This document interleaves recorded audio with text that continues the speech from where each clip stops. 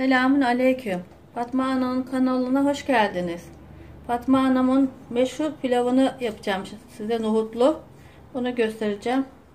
Tenceremin altını açıyorum. Bismillahirrahmanirrahim.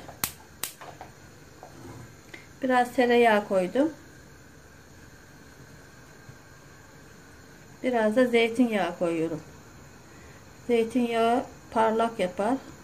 Lezzetli olur.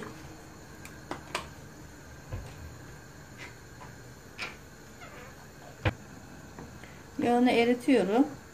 Pirincim 2 bardak. Suda beklettim onu. Suda bekleyince pilav tane tane olur. İyi de kavurursanız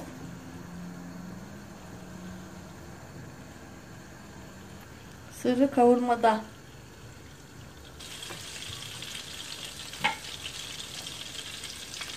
Pirinci 2 bardak yıkadım, süzdürdüm.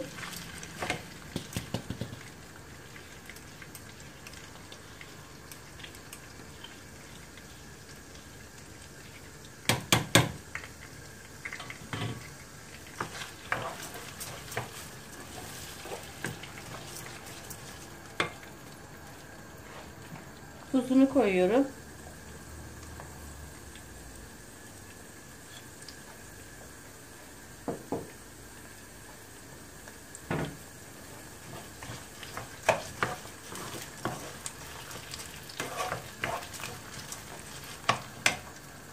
Olana kadar kavuracağım. Püf noktası o.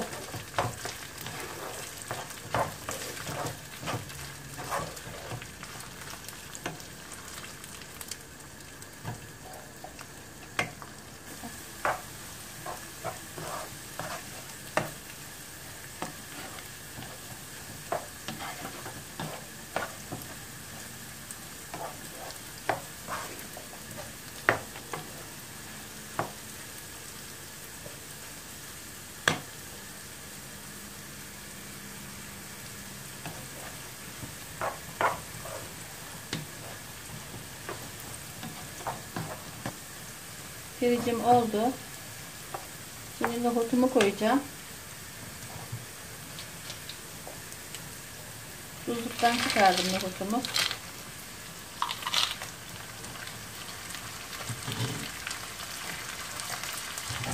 Şimdi sıcak suyumu ekliyorum.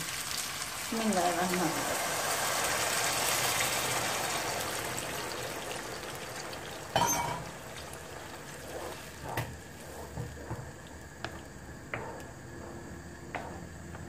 Suyum üstüne çıkar yaptım. Kapağını kapatıp pişmeye bırakacağım.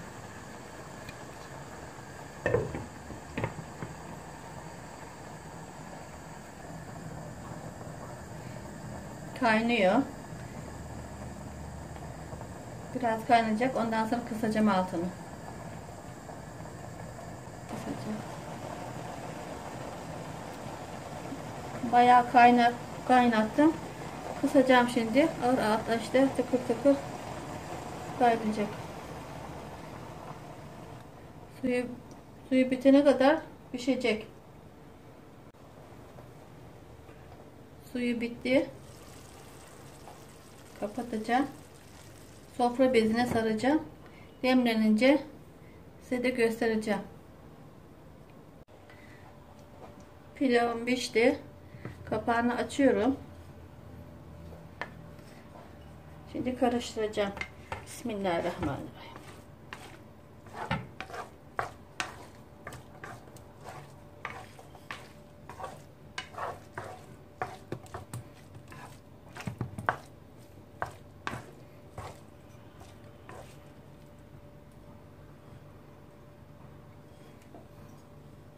Bir bakayım bakalım nasıl olmuş.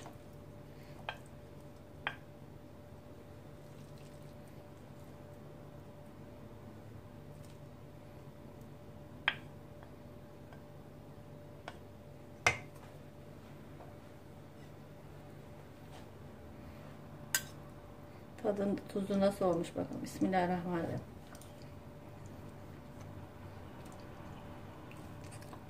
Tadı tuzu çok güzel olmuş, sıcak. Yiyemedim. Yiyenlere afiyet olsun. Beni izlemeye devam edin. Abone olmayı unutmayın. Allah'a emanet olun. Hoşça kalın. Görüşmek üzere. Allah'a ısmarladık.